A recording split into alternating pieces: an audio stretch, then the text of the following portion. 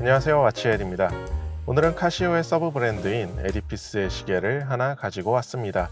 에디피스 EFB109D1AVEF입니다.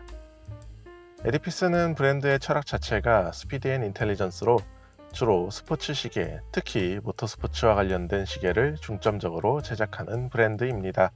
주로 사이즈가 크고 맞춰주긴 디자인의 시계들이 많고 카본 케이스나 카본 파이버 베젤처럼 자동차에서 주로 사용되는 소재를 적극적으로 사용하는 등 모터스포츠에서 영감을 받은 굉장히 특색 있는 디자인의 시계를 제작하는 브랜드인데요. 실제로 F1에 후원을 하기도 하고 기능적으로 모터스포츠 전문 시계라고 할 수 있는 모델들을 제작하는 모터스포츠의 진심인 브랜드입니다. 그래도 그 와중에 오늘 들고 온 시계 같은 3엔즈나 아날로그 크로노그래프처럼 모터스포츠용 시계가 아닌 일반적인 스포츠 시계들도 출시를 해주고 있습니다. 개인적으로는 에디피스의 스포츠 시계들은 카시오의 브랜드답게 가격적인 접근성이 좋고 가격 대비 소재나 스펙이라는 면에서 괜찮은 편이라고 생각을 하고 있었는데요. 그래서 언젠가 한번 에디피스의 시계를 소개할 기회를 보고 있었는데 그동안은 생각보다 쉽게 손이 가지는 않았었습니다. 그 이유는 사이즈 때문인데요. 디자인이 마음에 들어도 평균이라고 할 수 있는 40mm 대비해서 전반적으로 사이즈가 크다 보니 기성복을 사려고 하는데 이태원에 큰옷 파는 전문점을 가는 듯한 느낌이었습니다. 그런데 에디피스의 사이즈에 대한 기조가 최근에 조금씩 바뀌고 있는 듯한 모습인데요. 나름 최근에 출시되고 있는 모델들을 보면 EFR575나 EFB730D 혹은 EFR SL08D 같은 40mm 정도의 모델들이 자주 등장을 하더니 이번에는 38mm인 EFB109D까지 출시를 해주었습니다. 시계의 사이즈가 점점 작아지는 모습을 보여주고 있어서 이런 추세를 보면 에디피스도 앞으로 모터스포츠용 시계가 아닌 시계들은 40mm 전후에서 출시를 많이 해주지 않을까라는 생각이 드는데요. 큰 사이즈 전문 이미지에서 좀 벗어나려고 하는 것 같은 느낌입니다. 개인적으로는 이 시계의 출시 전 사진이랑 스펙을 보고 에디피스의 38mm, 정확히는 38.5mm라는 것도 궁금했지만 디자인적으로도 에디피스스럽지 않은 디자인이라는 생각이 들어서 더 궁금했던 것 같습니다. 그래서 출시를 기다리고 있었는데 때마침 최근에 출시가 되어서 오늘 영상을 위해서 가지고 왔습니다. 참고로 가격을 말씀드리면 시계 가격만 15만원 정도에 구매를 했습니다. 시계를 보시면 케이스 38.5mm, 러그틀러그 43.2mm, 두께는 9.3mm, 러그는 일체형 디자인을 따르다 보니 12mm의 폭을 가지고 있습니다. 에디피스 라인업 중에서는 상대적으로 작고 숫자만 놓고 보면 에디피스가 맞나 싶은 사이즈인데요.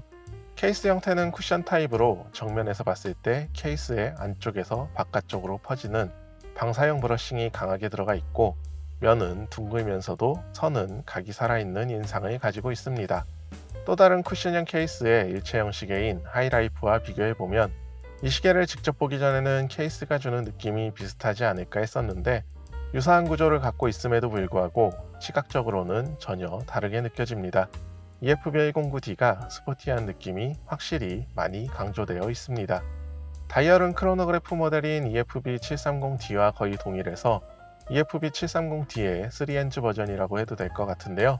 선버스트가 약하게 들어가 있는 광택 있는 검은색 다이얼을 가지고 있고 자동차에서 영감을 받은 디자인이라 그런지 오렌지색 초침을 사용하고 있습니다.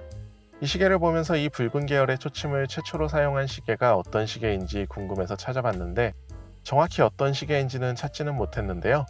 개인적으로는 호이어의 모나코의 인상이 워낙 강해서 그런지 빨간 초침을 보면 모터스포츠가 생각이 나긴 합니다. 역시나 다이얼도 전반적으로 스포티한 느낌이 강합니다.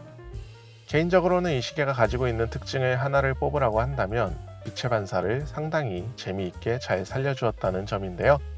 인덱스의 윗면은 브러싱 처리가 되어서 은은한 반사를 가지고 있다면 경사면은 위와 대조적으로 폴리싱 처리가 되어 있고 면적 자체도 넓은 편인데다가 다이얼 안쪽으로 꺾여 있다 보니 강렬한 느낌의 반사를 가지고 있습니다.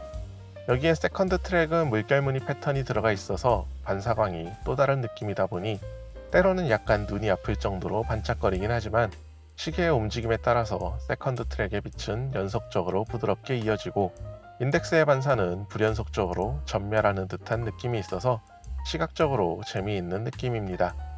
브레이슬릿은 일체형 디자인이지만 교체가 가능하긴 한데 러그폭이 12mm라 사실 교체 가능한 건 큰 의미가 없는 것 같습니다. 브레이슬릿의 폭은 21.5mm로 시작해서 18mm까지 좁아지는 테이퍼드 형태를 가지고 있습니다. 퀄리티 측면에서는 시계의 가격대를 고려하면 퀄리티 자체는 준수하다고 할 수 있을 것 같긴 한데 가격 대비 월등히 뛰어나다고는 못할 것 같습니다.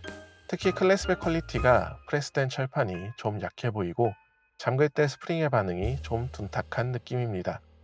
그 밖의 스펙을 살펴보면 인덱스와 핸즈에는 야광이 적용되어 있고 용도는 푸시풀 방식을 사용하고 있습니다. 용도의 1단에서는 날짜 변경이 가능하고 2단에서는 시간을 조정할 수 있습니다. 크리스탈은 사파이어 크리스탈, 방수는 10기압 100m입니다. 확실히 가격 대비해서 크리스탈 소재나 방수 성능은 괜찮은 스펙을 가지고 있습니다. 여기까지 에디피스 EFB109D에 대해서 살펴봤는데요. 개인적인 의견으로는 이 시계에서 받은 가장 큰 인상은 사이즈에서 오는 밸런스가 잘 잡힌 시계라는 점입니다. 38.5mm라는 크기의 쿠션 케이스를 선택한 게 에디피스가 이 시계에 대해서 기존과는 다른 방식으로 접근한 게 느껴지고요. 사진으로만 봤을 때는 세이코의 SRPK89와 비슷한 느낌이지 않을까 했는데 막상 실물을 접해보니 두 시계가 서로 비교 가능한 대상이 아니라는 생각이 들었습니다. 완전히 다른 개성을 가지고 있고요. 이 시계는 모터스포츠 감성을 은근하게 가지고 있으면서도 일상에서도 부담 없이 착용할 수 있는 스포티하면서도 스타일 있는 에디피스 특유의 매력이 잘 살아있는 지극히 에디피스다운 시계인데 거기에 사이즈까지 부담스럽지 않은 모델이라는 말씀을 드리면서 오늘 영상은 여기서 마치도록 하겠습니다. 감사합니다. 와치얏였습니다.